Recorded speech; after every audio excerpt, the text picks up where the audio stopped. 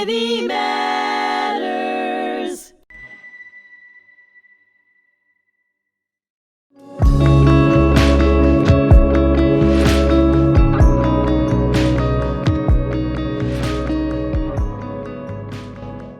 Hi, and welcome back to HMTV's podcast series, Raised by Survivors. I'm your host, Bernie Furshpan, here at the Holocaust Memorial and Tolerance Center. I'm thrilled to have with me a very, very, very special individual. She's an incredible human who's been working here at the Holocaust Memorial and Tolerance Center for decades, shall I say, and a major contributor to the education department and loved by many.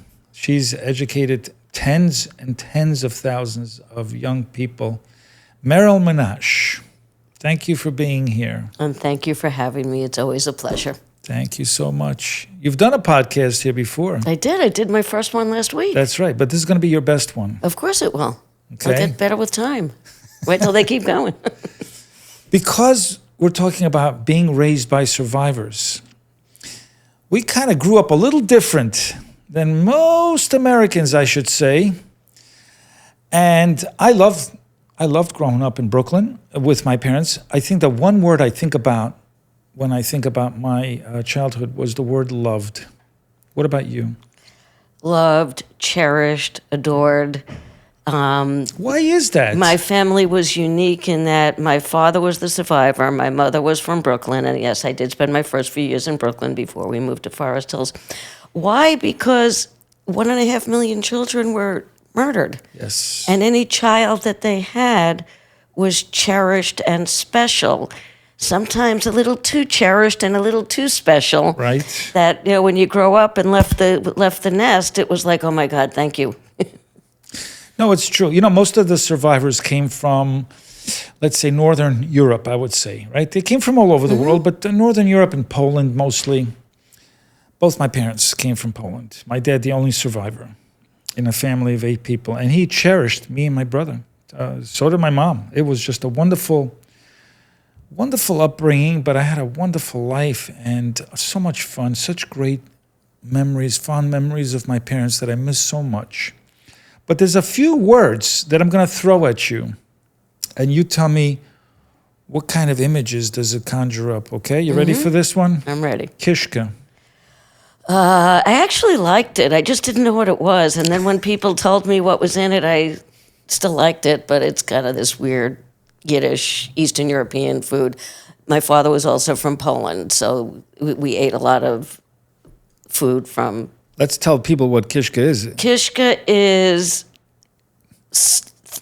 The intestine. It's stuffed in a skin. It's intestine stuffed in a skin with really good seasoning, and I think it's got a lot of paprika because it turns orange. Right. And but it was so... But it was good. I still... Delicious. Now, if as an adult, let's say you never had kishka, and somebody says, you want some cow intestine stuffed? It's like, you got to be out of your mind. That's why you call it kishka. Right. So you don't say intestine. No, and there's also an expression, eat your kishkas out.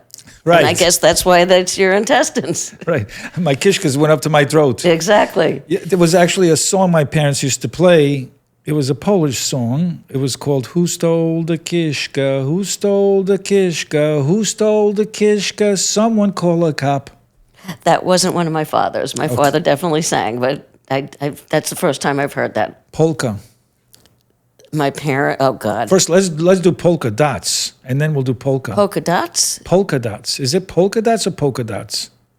Polka I thought dots. it was polka dots. It's polka dots. Okay, my mother used to say... Even though it's spelled My polka mother used to dots. say polka dots. Because that's how it's spelled. And Right. if you're learning the language, you're going to read it precisely. Correct. So talk to me about polka, the dance. The dance, my father loved it. So did mine. We danced in the living room. Right, and they Mom were and wild Dad, about it. And me and Dad. And then we would go to weddings, and he would try to lead me around the dance floor. Oh, my God.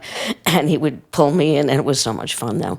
Right. It was great. The music were great memories. Every time I'm at a show, like... and they're singing my Yiddish and Mama, you get, the tears, you start to remember.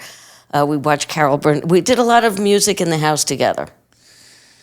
Jews feel that we have some kind of patent on kvetching, like we invented the kvetch.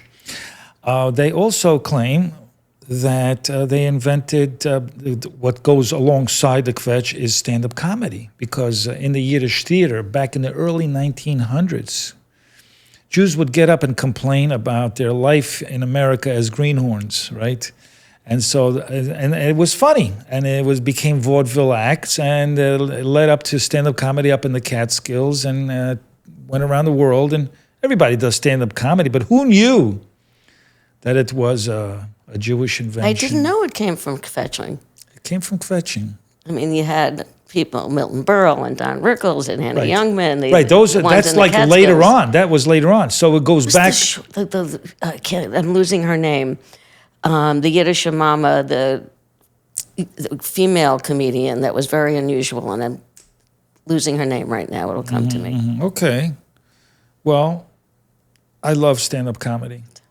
I had a little stint as a career, for 5 minutes as a comedian. And I talked about, my family. And that's what Jewish comedians used to do. They used to complain about their family. Their wife. Take their my wife, please. The Henny Youngman, oh my God. Henny Youngman, me and my wife are always holding hands. If I let go, she shops. Yeah, he was so good. I went to the doctor. He gave me 3 months to live. I didn't pay my bill. He gave me another 3 months. Good one. No, they were very funny, and they were very universal, even though... It wasn't just Jews that enjoyed it. No. That's the funny part. No, that everybody because- could relate to these things. Yes. It was just that they had the chutzpah to do it on stage. Well, it's also Jewish people always trying to fit into the place that they live, Right. into their new communities and new country. And Well, the Holocaust survivors tried to find a way to find relief and things that were therapeutic, right? And laughter is the best medicine, as they said. Even during the Holocaust, you Yes. know. I do. Well, we could go. They found opportunities to find humor in things. They did. In fact, one of my survivor friends told me that the best part about, it wasn't good to be in Auschwitz, but when in Auschwitz and they were trying to distract themselves from being there, they would tell jokes. Jokes took the longest because they would have to translate it into 6 languages. Wow. So it's what distracted them from where But they a joke were. is never the same when you translate it. No. It's not funny. It kept them occupied. It's funny because I would hear jokes from China translated to English, and what's funny about this? It sounds pretty serious. And then I would translate the jokes that I wrote to people who spoke Chinese, and they didn't laugh at all. So it's kind of embarrassing, you know. It has to do with culture. That's really what it has to do with. Maybe because they were all Jewish people that were sharing the joke, even though it was in different languages, they still understood. That's true. It might have been. I don't know. I wasn't there. Let me find another word for you. Okay. Yiddishkeit. Yiddishkeit. Yiddish is the language that Jewish people created based on German, so they could talk differently from the kids and differently in the communities from the other people, so they could have their own language. And Yiddishkeit is also a feeling. It's you feel Yiddish, you feel Jewish, you understand what it is to be and feel Jewish, and that's what it is to me. I always thought it was a kite that was in the shape of a Magen David. You know? That would be interesting. Right. Beach clubs. Beach clubs. Well, let's do 2 things together. Go ahead. You have the Catskills and you have beach clubs. Right. And What about what do you call those bungalow villages? and bungalow colonies. Right. And initially, Jewish people were not allowed. It was when, like after the war, a lot of signs, no Jews, blacks, or dogs allowed. So when Jewish people wanted a vacation in places like the Catskill, or they wanted to go to beach clubs, they had to make their own.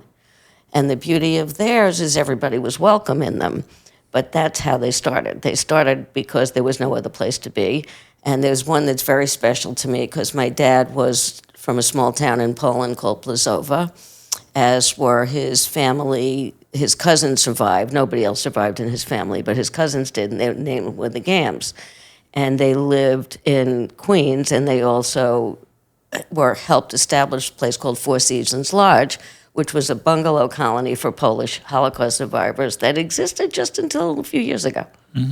And it was so much fun to be there and to be around them, and they really celebrated the culture there. It was theirs. It was like being back in Poland in their little shtetl and with their family and friends. Even though it turned out to be a nightmare, they still missed the good times before. When you talk to survivors, I don't know any that don't think back to their childhood as being idyllic. Call it life interrupted. My father had a beautiful life. God bless him, he was a flirt even after. He loved ladies. The ladies loved him. He had a girlfriend. He was going to be the town doctor.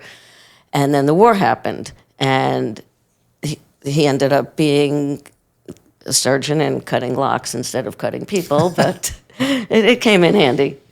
But yes, their child, they all remember them fondly. Everybody's mother was wonderful and loving, and fathers were a little stricter. And good memories, and he talked about it all the time. So I think I knew my grandparents through him, even though I never met him. Yeah. How about this one? In every little community, whether it's in Queens or in Rovno, there's always that Yenta/matchmaker. Yes, there is. Right? Did you know one? Not officially, but there's a Jewish mother. And there's a Jewish mother in all of us. And they're all a little and I still bit of a know matchmaker, people, a little. I still know people that then they find there's a single Jewish man or woman that needs a mate that might, even without being a matchmaker, might try to do a little shidduch, which is Kind of like a headhunter looking for, they have basically somebody who can fulfill a job. Yes. A job opening. It's kind of like a headhunter. It's kind of like a matchmaker, but they feel that they have this intuitive ability that they know this is going to work out. But my childhood, that really wasn't prevalent. I think you need to go back 10 years. Can I mention it? Like the Mrs. Maisel. If you remember that show. Yes. There was a bona fide matchmaker whose job it was to set people up. I think that was more the 50s than it was the 70s when I grew up. And yes, there were the people whose job it was, and they made a lot of money. They made money too. They did make money. It wasn't just a mitzvah. Well, it was a mitzvah. Mitzvahs could make money. Yeah. We're here now, right? This is well, in a bar mitzvah, I made a lot of money actually. Exactly. So no, I think I spent it all actually. What about bar mitzvahs and bat mitzvahs?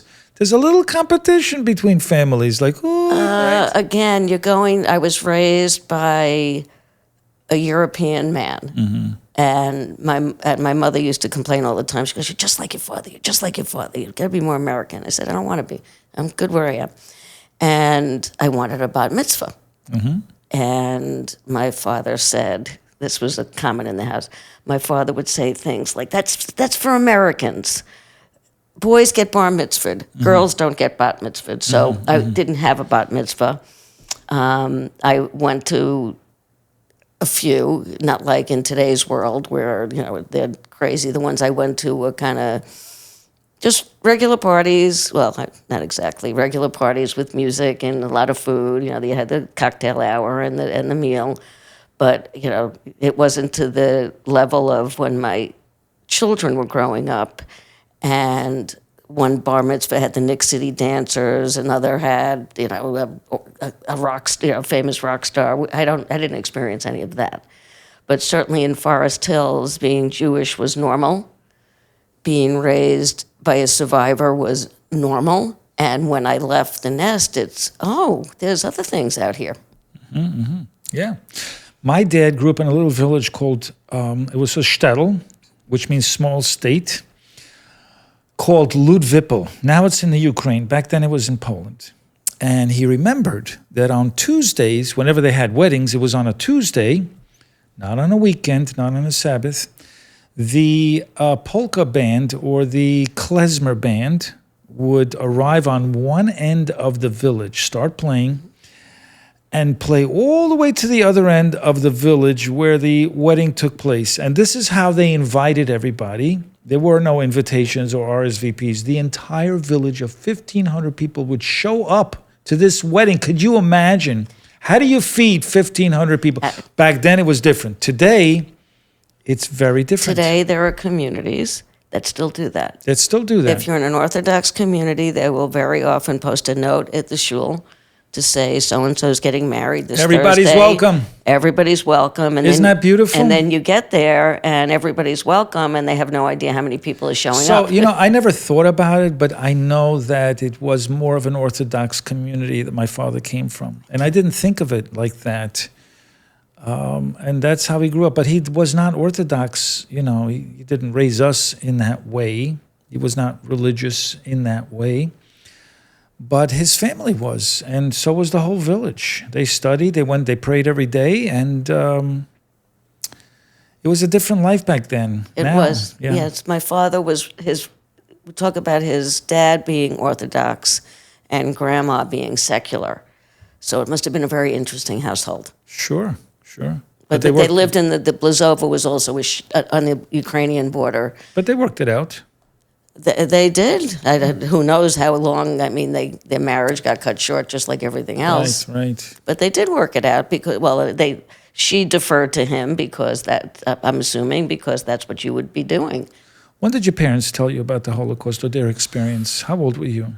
They didn't tell me. Right. I was 3 or 4 years old when his cousin lived on the same floor as we did. And I found myself attracted to being with them. Mm-hmm. I just wanted to be with them more than I wanted to be with any other friends and family. And as I got older, I just became fascinated by the fact that these adults with their accents, mm-hmm. and some of them had numbers on their arms, mm-hmm. and they had really good stories to tell, and I was listening to them. And I must have been old enough. I was 6 or 7, I think, when they had the Eichmann trial on. And a little bit after that, I looked for hiding places. So even though I didn't understand the Holocaust and what it was, I had some sense that Jewish people were in danger and that being a Jewish person, I needed to watch out. And then we moved to Forest Hills, and everybody's got accents. They're from Germany, they're from Poland mm-hmm. mostly, and then the Greeks, which I didn't realize who they were at the time. And they're talking with these accents, and what if there are more? What if more of them snuck into the country? What if they're not survivors? What if they're from the Nazi side? And I remember thinking those things at 8, 9, and 10 years old. And then in high school, I was a history-obsessed kid, and I would then really start learning more and more. My friend's family came from Germany, and they were the first people that I actually interviewed, and that was in high school. That's amazing. So I remember when I started hearing stories, both my parents at first didn't tell me anything. And I would watch them watch films of the Holocaust. They would sit there and sob. And I said, oh my God, there's some kind of connection here. I remember I was very young, maybe 6. And I kind of knew. I knew we were Jewish. This was in Brooklyn. We just arrived to New York from Israel. And I'm watching them react to films, and they're crying and sobbing, and they wouldn't tell me, of course. I was too young. But as I got older, I became a teenager. My mother started telling me the stories of my father's experience because he couldn't talk about it. He told me some things, but not the heavy stuff. She told me all the heavy stuff, the stories that will blow your mind. And she said, I have to tell you so that you know what your dad went through. You have to know what people are capable of doing. It was very important. See, my father told me stories of growing up. Yeah. He told me stories of the war. And towards the end of the war, he ended up in Palestine. And I regret that I didn't push him on asking those questions. Right. Because he was there when Jewish people were not allowed, and he would help them sneak into the country because he spoke 7 languages. And then he would help get them into army groups for the inevitable war that would happen. Mm-hmm. And he fought in the War for Independence, and that he never told me. So all the actions to try to get the British to make good on their promise of making Israel a Jewish homeland, he was there during that time working in the underground. We have a lot in common there. My dad emigrated to Israel. I don't know how he snuck in in 1945. Maybe my father helped him. You never know. And he did serve in 1948. He actually had a base in a lot, and he told me that there were 3 soldiers at one particular post where they had to share one gun. That's all they had. There was only one plane in Israel, one Air Force plane at that time. And imagine they won. And they won. Because they were not going to. Think about it. You're creating a new country. It's a Jewish homeland. 6 million were murdered. The people fighting for this country's existence were the family of those people. They had a lot to gain. Talk about resilience. Yes. You and I are the product of resilience. We sure right? are. Layers and layers and layers of resilience from 2,000 years.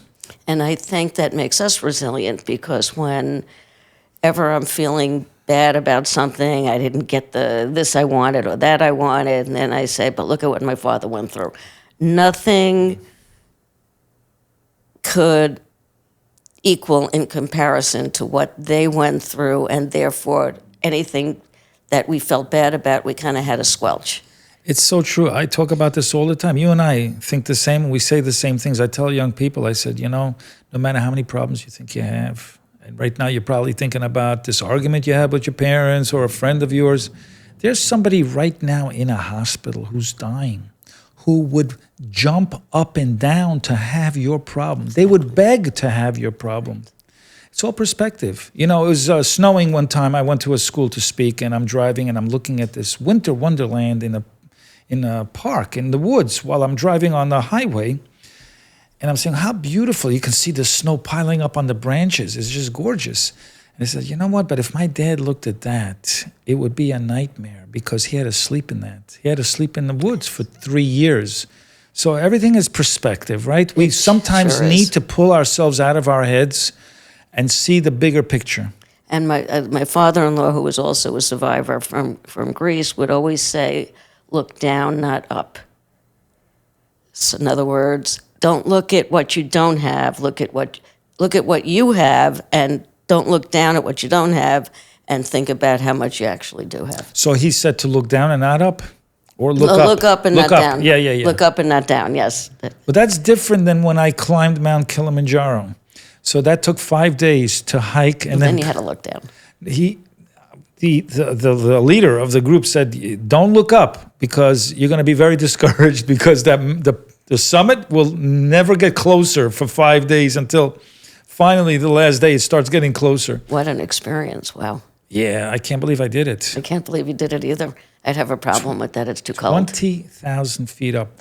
That was the altitude. It starts in the jungle. It starts in the jungle, so it's like there's mosquitoes, and it's humid, and it's disgusting, and there's red ants. You got to be careful, and you're wearing shorts and a T-shirt. By the time you get to the top, you got 10 layers on. It's minus 25 degrees. It's crazy experience. But you know what? When I summited that, I said, that's what people need. They need to go through a little adversity. Safe, in this case. My dad went through adversity that was horrible and atrocious. And not of his choosing. But right, and this was my choosing, but I did it, and I was glad I did, because when I came down with the 2 tablets, in my hand, and the 10 Commandments about why I shouldn't do that again, I was much more grateful. It actually changed my life in the way I thought. And I'm saying, my dad went through hell. Of course he came out so grateful, so appreciative, because, you appreciate the little things, the simple things, when you go through some adversities. Yes. And most of the survivors I've met are that way. But, of course, the ones I've met are out there speaking and educating, which helps their, not going to say, it helps them recover a little bit. It shows their resiliency and their zest for life and how much they appreciate it. Absolutely. Meryl, you've been such a pleasure to have on this podcast episode. This was fun. I hope we do this again. And be happy to come back anytime. This is home base to me. It sure is. And I'm kind of envious that you've had so many years of experience here, because I love every minute of my time here, and I look forward to coming here. I really get excited about coming here. and seeing the young people and talking to the people here who work here who are just gems. Yes. They really are. Like I said, the blessings of being here with the original survivors that founded it and being able to share their history with everybody else because they can't. Absolutely. We are their voice. Thank you so much My pleasure. again, and thank you all for joining us here on HMTV. I'm your host, Bernie Furshpan, on the podcast series Raised by Survivors.